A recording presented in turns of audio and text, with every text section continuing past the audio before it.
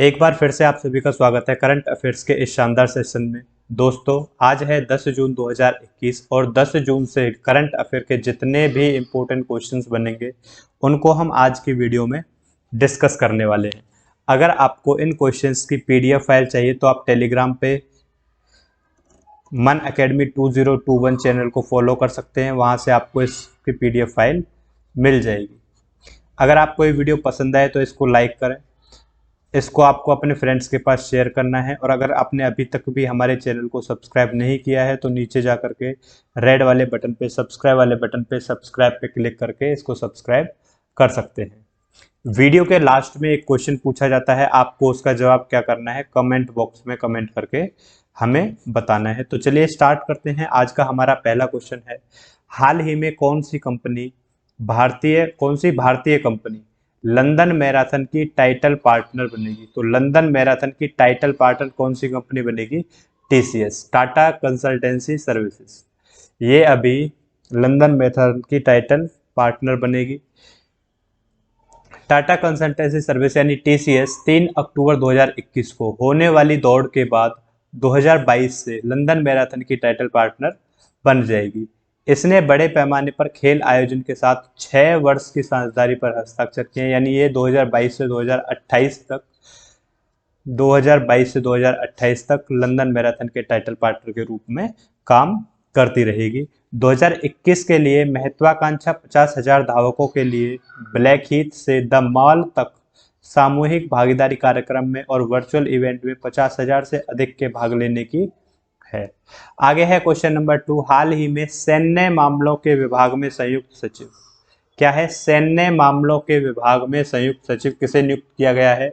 तो अभी लेफ्टिनेंट कपिल मोहन धीर, किसको? कपिल मोहन धीर को सैन्य मामलों के विभाग में संयुक्त सचिव नियुक्त किया गया है। इंपोर्टेंट क्वेश्चन है, आपको नाम याद रखना है, क्या है? कपिल मोहन धीर। जो आप इमेज में देख रहे हैं ये है कपिल मोहन धीर। ये कौन है? रियर एडमिरल हैं कपिल मोहन धीर। इन्हें सैन्य मामलों के विभाग में संयुक्त सचिव नौसेना और रक्षा कर्मचारी के रूप में पदभार संभाला है इन्होंने। वे इस असाइनमेंट को लेने वाले पहले सशस्त्र बल के अधिकारी, यानी ये पहले सशस्त्र बल के पहले अधिकारी होंगे जो सैन्य मामलों के संयुक्त सचिव के रूप में कार्य करेंगे। ये senior most serving marine commando हैं और उन्होंने प्रमुख मार्कोस प्रतिष्ठान की कमान सहित फ्रंटलाइन फ्लोट और एशोर असाइनमेंट में कार्य किया हुआ है। आगे है क्वेश्चन नंबर 3, हाल ही में क्रिसिल ने फाइनेंशियल ईयर 2022 के लिए जीडीपी वृद्धि दर कितनी अनुमानित की है? तो अभी क्रिसिल ने फाइनेंशियल ईयर 2022 के लिए अपनी जो जीडीपी वृद्धि दर है वो घटा दी है, और वो घटाकर कितनी कर दी है? 9.5। तो ऑप्शन ए इस क्वेश्चन का क्या होगा? सही आंसर होगा। आपको याद रखना है 9.5 किया है किसने? क्रिसिल ने। अलग अलग रेटिंग एजेंसी अपने अनुमान लगाती हैं कि जीडीपी कितनी रह सकती है। तो कोविड-19 की दूसरी लहर के बाद निजी खपत और निवेश में असर के कारण इन्होंने क्या किया है? पहले इन्होंने 11% का अनुमान लगाया था, तो 11% से 1.5% घटा दिया है। अब कितना कर दिया है? 9.5%। क्रिसिल उन अन्य एजेंसियों में शामिल हो गया है जिन्होंने वित्त वर्ष 2022 के विकास में अपने अनुमानों की कटौती की है। कुछ ने इसे कम करके 7.9% तक भी कर दिया है। वित्त वर्ष 2011 में अर्थव्यवस्था में 7.3% की गिरावट आई थी। आगे है क्वेश्चन नंबर 4, हाल ही में किस राज्य ने भारत रत्न और पद्म पुरस्कारों को दोहराने का फैसला किया है? तो अभी असम गवर्नमेंट के द्वारा ये फैसला लिया गया है कि वह भारत रत्न और पद्म पुरस्कार को दोबारा से दोहराएगी। भारत रत्न, जैसे ही आप ये नाम सुनेंगे तो आपको पता होना चाहिए कि भारत का सर्वोच्च नागरिक पदक सम्मान कौन सा है? तो भारत का सर्वोच्च नागरिक पदक सम्मान है, कौन है? भारत रत्न। तो ये हैं असम के चीफ मिनिस्टर, कौन? हेमंत बिस्वा शर्मा। ये अभी नए बने हैं, बीजेपी की गवर्नमेंट वहां पे जीती है और इन्होंने ही इसे दोबारा से दोहराने का फैसला किया है। बात असम की है तो असम की कैपिटल क्या है? दिसपुर है। सीएम कौन है? हेमंत बिस्वा शर्मा। गवर्नर कौन है? जगदीश मुखी। गवर्नर कौन है? जगदीश मुखी। आगे है क्वेश्चन नंबर 5, हाल ही में किस बैंक ने NARCL में 9% हिस्सेदारी खरीदने की घोषणा की है। तो अभी यूनियन बैंक के द्वारा ये घोषणा की गई है कि वह NARCL में 9% की हिस्सेदारी खरीदेगा। ऑप्शन सी इस क्वेश्चन का सही आंसर होगा। तो देखिए, यूनियन बैंक ऑफ इंडिया ने NARCL, इसकी फुल फॉर्म क्या है? National asset reconstruction company limited. क्या है? National asset reconstruction company limited. इसमें 9% की हिस्सेदारी खरीदने की घोषणा की है। इसने 7800 करोड़ रुपए की गैर निष्पादित परिसंपत्तियों की पहचान की है, जिसे संविधान के लिए प्रस्तावित बेड बैंक में स्थानांतरित किया जाना है। आगे बात करते हैं क्वेश्चन नंबर 6 की।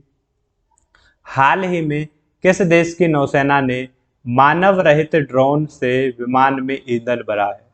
तो मानव रहित ड्रोन से विमान में ईंधन भरने का कार्य अभी किस नौसेना ने किया है? अमेरिकी नौसेना ने किया है। ऑप्शन ए इस क्वेश्चन का क्या होगा? सही आंसर होगा। तो इतिहास में पहली बार हुआ है ये। अमेरिकी नौसेना और बोइंग ने दूसरे विमान में ईंधन भरने के लिए बोइंग के स्वामित्व वाली MQ-25T1 परीक्षण एसेट, एक मानव रहित विमान का उपयोग करके हवा से हवा में ईंधन भरने का प्रदर्शन किया है। देखिए, इसके जरिए ईंधन भरा जा रहा है एक विमान से दूसरे विमान में, और ये क्या है? मानव रहित विमान है, मानव रहित ड्रोन है ये, जिसके जरिए ईंधन को भरा गया है। आगे है क्वेश्चन नंबर 7।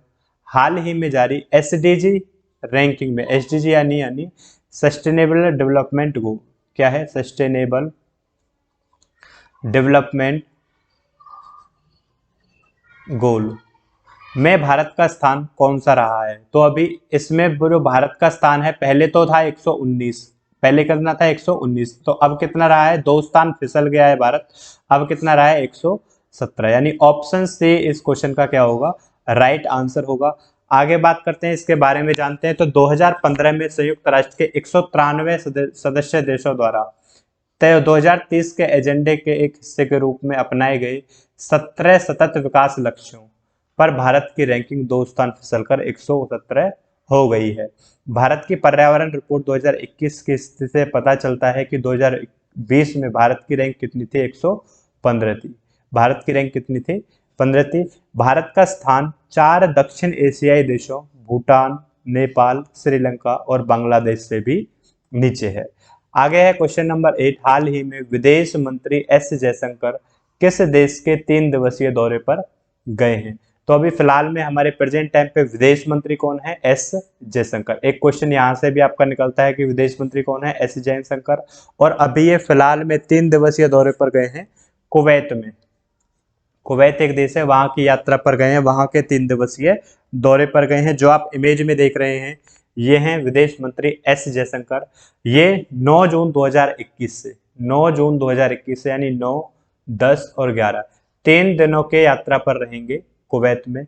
यह विदेश मंत्री और कैबिनेट मामलों के राज्य मंत्री शेख डॉक्टर अहमद नसीर अल मोहम्मद अल सबा के निमंत्रण पर कुवैत का दौरा कर रहे हैं।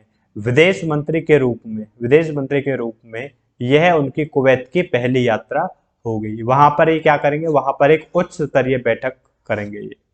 आगे है क्वेश्चन नंबर 9। हाल ही में विश्व बैंक ने फाइनेंशियल ईयर 2022 में भारत के विकास अनुमान को कितना अनुमानित किया है? तो विश्व बैंक इसने कितना अनुमानित किया है? 8.3%। कितना किया है? 8.3%। ऑप्शन ए इस क्वेश्चन का क्या होगा? सही आंसर होगा। एक और इससे पहले हम इसी वीडियो में देख सकते हैं कि क्रिसिल ने कितना अनुमानित किया था? 9.5%। कितना अनुमानित किया था? 9.5%। और विश्व बैंक ने कितना किया है? 8.3%।